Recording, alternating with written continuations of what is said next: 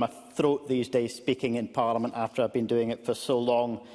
But in this debate, after so long of this Parliament having a strong and a proud track record in supporting LGBT people's equality and human rights, I feel deeply anxious that that is about to change. A number of members have spoken about the toxicity of this debate. It's been recognised that Hilary Cass has said the same. Even Megan Gallagher agrees. But I have to question whether this debate will have improved that or made it worse. I'm not sure whether Megan Gallagher, even once in her speech, mentioned transgender people as transgender people. In fact, few people who spoke in today's debate did. Claire Hockey, I think, the most notable exception to that, and I thank her for her contribution. I wanted to mention one constituent who emailed me a few days ago. I won't give any personal details, but they're a young transgender person who wrote, "I'm writing this because I'm scared. I'm writing this because I'm desperate.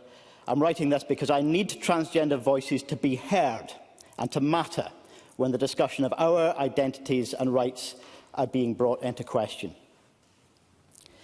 Now, objectively, this debate should be about access to healthcare, waiting times, the need for a clinical pathway with better follow-up and support. Nobody would object. Certainly, transgender people angry about the poor and inadequate quality of the healthcare they can access would not object to a debate about that kind of improvement. Gillian Mackay was one of a number of members who recognised that waiting times at the moment are entirely unacceptable. But context matters. It's not just the substance of a debate on that healthcare improvement that's needed. Context matters. And the context is a wave of transphobia, with marginalised people's views rarely heard, but their lives politicised, their rights weaponised and their very existence refuted. And this debate should not ideally be about ideology, but even Dr Cass has recognised that she was probably naive in not acknowledging the prevalence of homophobia and transphobia in our society. Now, to be clear, most people in our society don't support that homophobia and transphobia. Most people do support trans people's equality, and that support is higher amongst young people, amongst women and amongst lesbian, gay and bisexual people. But that prejudice is all too prevalent in media and in politics, and it is being stirred up quite deliberately at the very top of the UK government. A Prime Minister who made a cheap transphobic gag at Prime Minister's questions while Brianna Jai's grieving mother was sitting in the gallery.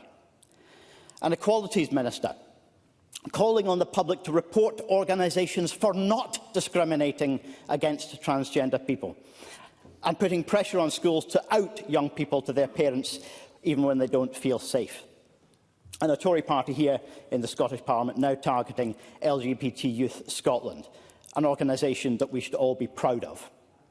And speeches here today, just as deplorable, some of them, including from those who have voted against LGBT people's human rights at every opportunity and who've even supported restrictions on reproductive rights and freedoms as well. And what all of this generates outside of politics is a wave of hostility and prejudice, the likes of which I have never experienced in my many years working and campaigning on LGBT people's human rights. I regret, Presiding Officer, that the only amendment reflecting on this political context was not selected for debate today. The Greens will support the Scottish Government amendment. We believe it's an improvement somewhat to the motion and feel the same about the Labour amendment. But neither will be enough to make the amended motion supportable. We will oppose it, just as we will try as best we can, even if we are left alone in Scottish politics, in summoning up the courage to oppose the toxic culture war which has started elsewhere and which I fear may be coming to Scotland.